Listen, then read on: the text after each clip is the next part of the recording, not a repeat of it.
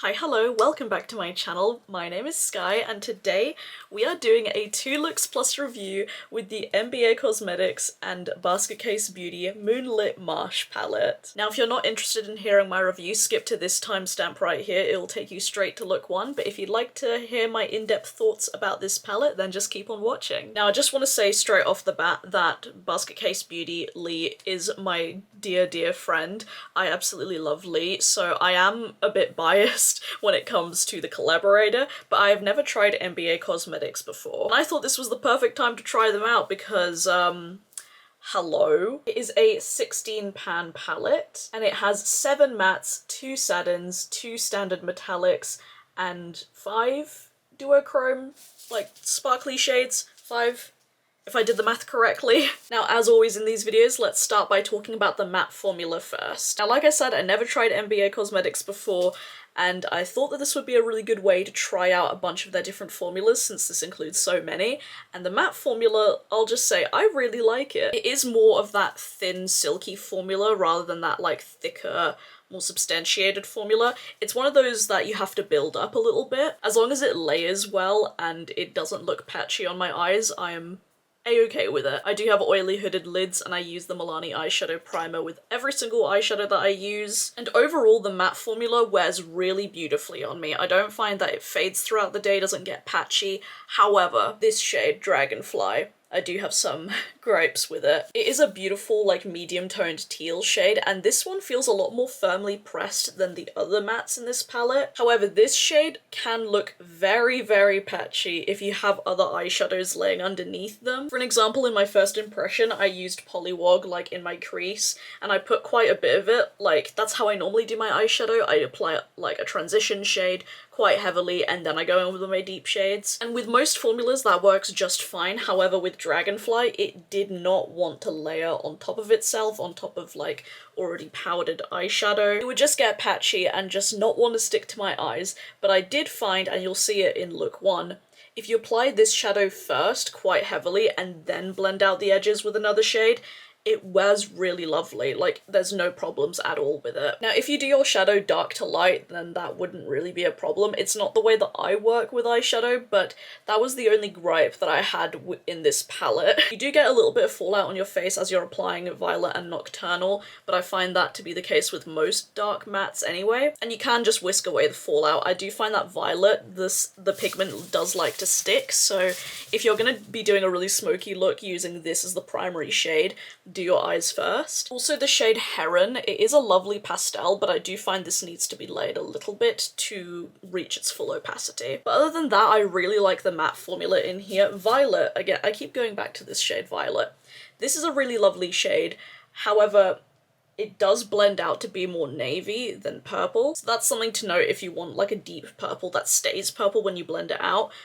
This one goes navy, but that's not really a big deal for me either. Now, in these 2 looks videos, I try to use every single shade in the palette, however, that wasn't the case in this video, I do apologize. The shades I didn't get around to using in this video were Heron, Minnow, Lotus, Alligator, Moss, and Violet. However, I will put like a couple pictures right here of me using like some of the shades that I didn't like feature in this video. So let's talk about the metallic formula in this palette. I know I'm kind of all over the place in this. I should have really like written down bullet points to keep my brain on track. But we have Crawdad and King Cup right here. Now King Cup I find is just a straight like foiled metallic, kind of like, I feel like I had a shade like this from Makeup Geek back in the day, one of their like foiled single shadows. It's not really sparkly or duochromy, it's just a really strong like coppery orange, and it is really lovely. It applies lovely with a finger, with a brush as well, and I don't find that you need a glitter primer for this to be like reach its full potential. Now Crawdad is a bit more sparkly and it's definitely like a duochrome, but it's not like that squishy putty formula that the other shimmers in this palette are. It is a lovely teal, blue, and purple duochrome. It's quite sparkly and lovely, but not as sparkly as the other shades. Again, this is a shade that you don't need a glitter primer for it to work. Same with this shade Moonshine. Hyper sparkly, stunning iridescent. I have it on my inner corners. I used it in both looks. Every time I reach into this palette, I reach for this shade. It is just such a lovely, like, silvery, green, blue, like, iridescent. It's lovely. But let's talk about, like, the squishier formula now. So that includes the shades Starlight, Helonious, Lotus, and Moss. It's that kind of like putty formula that I know that Fantasy Cosmetica do. I'm pretty sure Adept Cosmetics do it as well. And I really like those wet putty formulas because they're just so easy to apply with your finger. I like to finger paint them on my eyelids. They're just so saturated and stunning, and they're so like, oh, they're my favourite kinds of shimmers. Now, I do have oily eyelids, and I find that when I use a glitter primer with them, they don't really crease, and you do have to be a bit careful because if you apply too much of them on your eyes, they can crease, but I find that that's just the nature of these putty formulas. If you apply a normal amount, and with a glitter primer, it will be just fine. Without a glitter primer, I do find that these can crease a little bit on me, but that's not really a big deal because I find that I just like tap it out with my finger, like tap out the creases, and then it looks just fine. This palette also includes like a nice big mirror here, and it retails for £47. I'll put the prices on US dollars, Australian dollars, and euros on screen right now. Oh my god, I just realized I didn't even talk about satin shades. Idiot. This is why I need to have a list of bullet points. But there are two satin shades in this palette, Alligator and Bogland, and previously I used to really be a hater of satin shades, but in recent time, like in the last few months, I've actually really enjoyed using them. I'm using Bogland as like the main shade all over my lid and outer corner, and this like satin formula is really lovely. It does work best with like a denser brush if you want to use a brush, but I actually find that using those shades with my finger, just smashing it all over my lid and blending it out with my finger works really nicely, and they act as a really lovely base for the sparkly shades. I did a look that I didn't take a picture of because I was in a rush where I used Alligator as like a winged liner and then Moss as like the shine, and they just work so lovely together. I don't find any wear time issues with the satins either. But yeah, that's my little review of this palette. I absolutely love it, and I think for £47, yes, it is expensive, but it is a collab palette with my friend, and the colour story is beautiful, and the formula is lovely as well.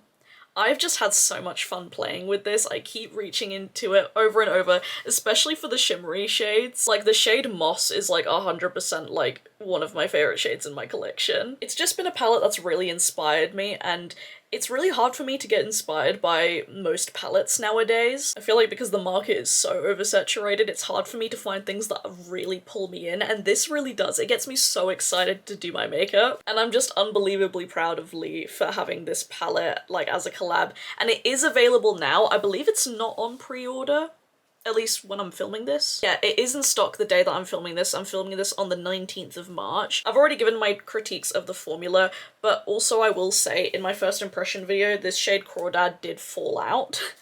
They're meant to be glued in, but the glue somehow got unstuck, and I haven't stuck it back in, but it's staying.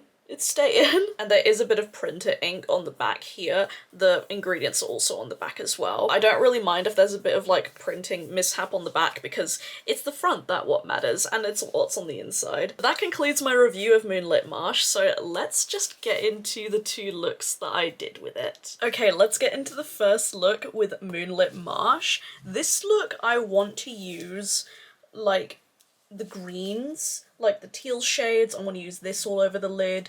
That's kind of what I'm thinking. In both of these looks, I'm using the Milani eyeshadow primer and I'm not setting it. And the first shade we're going to use is Dragonfly. Now this one I do find to be a little bit finicky, so I'm going to lay this down first. And I'm first going to be tapping this on in my crease, focusing it on the outer portion and doing a little bit of blending on the inner portion. It's gonna look a little bit weird until we, like, do everything else. But make sure it's nice and packed on. And I'm also gonna be taking this on the outer portion of my lower lash. Again, I'm just patting it on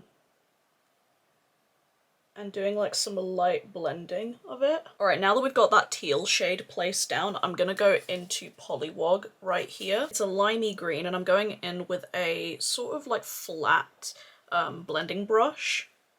It's quite precise because the actual tip is like thin, does that make sense? And first I'm gonna go into the inner corner of my like crease and pat that on there first and blend. Since there's no teal shade here, I really want the green to shine. And then, taking a little bit at a time, I'm just constantly tapping off my brush. I'm gonna be tapping this over the edge. Tap first and then blend. And you can tap a little bit over where you put the teal shade, and it kind of like already blends it, you can kind of see. And it creates a really nice green shade. Of course, if you have more lid space than me, you probably won't have to worry about your eyebrow getting in the way, but I realised that I put this teal shade way too high, so my brows are getting a nice little bit of eyeshadow in them. And again, you just want to bring that down. I normally don't work dark to light, but I find that with this teal shade you actually should. I'm taking more Polywog. Gonna run that on the inner portion of my lower lash. I feel like this blend isn't my best work, but we're gonna roll with it. Now, because in these 2 looks videos I like to use as many shades as possible, I'm gonna go in with Crawdad right here as like my base shimmer. And before I do that, I'm gonna take a tiny bit of the faerie.skye Epoxy, like literally just the tiniest amount, and just place that on my lid as a base for the shimmers to make things tacky and easy to stick to. It is just a nice metallic shade, and I'm just gonna put that mostly on the outer portion. It is a really pretty blue shade. Like, look at that. And I'm now gonna take the shade Helonious. I'm gonna call it Helonious. It's probably incorrect, but I'm gonna use it anyway. And this is one of the squishier, like, metallics. And this has a pink shine, and I'm gonna put that on the inner portion. It's a lot more green, but I want to bring some of that shade in because, oh, look at that. I love shades like this. I actually have a similar shade in the Sorcerer palette from Fantasy Cosmetica, and I've actually hit pan on, like, this shade. So if that doesn't tell you how much I like shades like this, I don't know what does. You could just use one or the other, but I like the combination of the 2 shimmers. Now, to finish up the look, I'm taking Moonshine. I was thinking about using King Cup in this look because I feel like it would just kind of bring a bit more warmth, but like, I don't know. I think I'm just gonna play it safe and go with Moonshine. I'm gonna use King Cup in the second look. And I'm gonna take Moonshine on my inner corner. This is such a gorgeous iridescent shade. It's got blue and green in it, like it complements this so perfectly. Okay, I'm gonna finish up the rest of my makeup and I'll be back to show you the finished look. Alright, so this is the finished look right here. If you're curious about the products that I used, for my waterline I used the Udden's Eye Solmon Gel Liner in the shade number 6. I believe this is called Green Tea. This is one of my favourite liners from their whole liner collection. For my mascara, of course, Lottie London Super Fake, and for my lips I used the Kaleidos Adobe Lip Clay. Oh, and also for my blush, because I did that one off camera like before I started this look, I used the About Face Cheek Freak Blush Balm in the shade Raunchy. Let's just get into this look. I think this is such like a quintessential like Lee makeup look. I just really wanted to highlight how pretty the teal is and also like how to work with it because like I've mentioned in the beginning, I do find this shade a little bit hard to work with. I feel like it looks really, really good. Like you can make it work, so I wanted to really show that it is still very usable. And the shimmers, of course, are just stunning. Like, I have zero complaints about the shimmers in this palette. Like, they are just, I mean, look at the material. Look at the material. I'm feeling very swampy and very bog-like, which is very appropriate because I am wearing this makeup look to work. To be fair, this is probably my most tame makeup that I'm wearing to work. I've worn weirder things. Right, but let's get on into look number 2. We are now moving on to the second look with Moonlit Marsh, and this look I want to focus on like these shades. Like I definitely want to use this copper shade. I just kind of want to play in the more neutrally tones. When jumping right in, priming my eyes with Milani eyeshadow primer and not setting it. I feel like the vibes of this look, I'm going to be taking Bogland first. It's a satin shade. And I think actually I'm going to apply it with my finger first and just kind of put that all over the lid, I guess? Or at least on the outer portion. No, actually I'm putting it all over the lid. Normally I'm not really a satin person, but I actually found myself, like, fairly recently really liking satin shades like this kind of tone to kind of like put all over my lid or as a graphic liner and then layering stuff on top of it. But I feel like satin shades in any other colour apart from like neutrally tones I'm not a big fan of. And I thought in this 2 looks video I'll show you guys how I make satin shadows work for me, because like I said, I've previously not been a fan of them. I'm now going to take the pinky shade Opossum. I guess I could have taken Minnow, that grey shade, but I kind of want to pull in a little bit of pinkiness. I'm just gonna lightly dust that on the edges just to make sure that this is nice and blended. Part of me really wants to make this into a winged look, and you know what, I think I will actually. I was gonna leave it kind of like rounded, but since the other look we did was really rounded, I want to make this a bit more pointy. So I'm gonna go back in with Bogland on an angled brush, and I'm just gonna like carve out a point. I do still want this to be very blended, so I will be like blending on top of this like point here, but I do just want to have that shape, and I'm just gonna fill in the tip. And then I'm gonna go back in with my finger and blend it. I do find that blending satin shadows, they are easiest to blend with a finger. Like, I mean, brushes work as well, but I don't know, I like using my finger. And honestly, if you just kind of wanted like a one, well, we used 2 shadows, but like essentially a 1 shadow look, this actually is quite nice. However, we are gonna jazz it up a little bit. So I'm gonna take the shade Nocturnal. It's like a charcoal deep grey. Like, it's almost black, but not quite. And I'm just gonna put this like against my lash line just to thicken up the appearance of my lashes. But I don't want to put too much on. And I'm also just brushing that lightly where the point is. Again, just to slightly deepen it up. I'm going to take King Cup a tiny bit, because I do want to use this shade in a look. I don't know, do I want to put on my lower lash? We can always wipe it off if I don't like it, so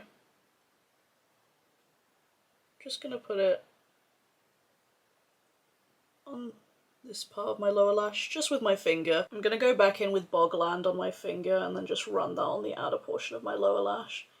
Honestly, this look is essentially like finger painting, and I quite like it. And then again, going back into Nocturnal on like a pointed brush, just to lightly add a bit of depth there. I kind of just want to leave the lid as is. Like, I don't know if I actually want to apply any shimmer there, because I feel like it'll take away from like the prettiness of King Cup. Speaking of, I'm applying more. Like, I'm contemplating using the shade Starlight, just like lightly tapped over, or even like Lotus, that pinky shade.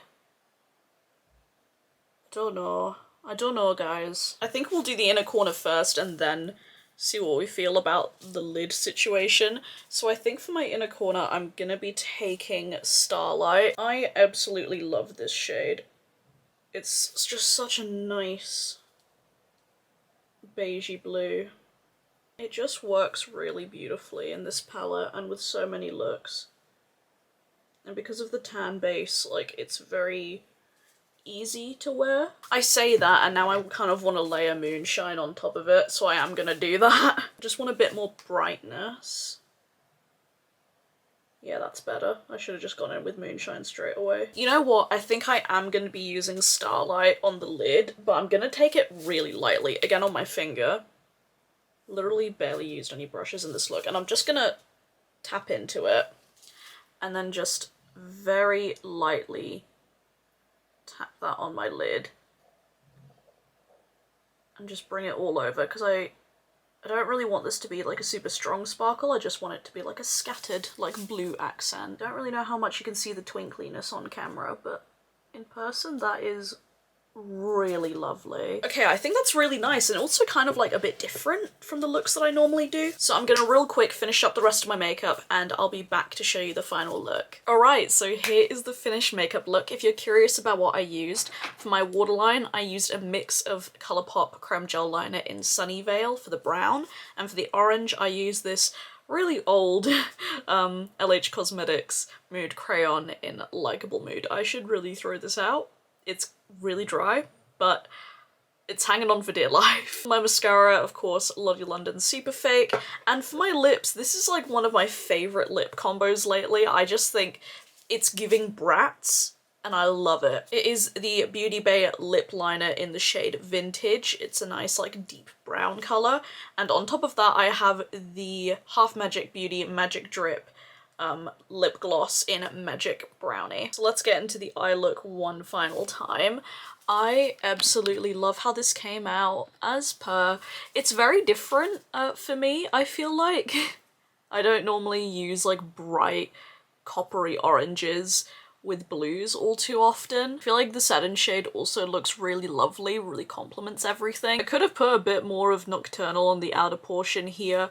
Like I'm noticing now, I should have probably added just a little bit more, but oh well. I still really like this look. I think it's really fun and really like rock star. So let's go on into my final thoughts. So that is it for today's video. I hope you guys enjoyed it. Do let me know, are you planning on picking up Moonlit Marsh?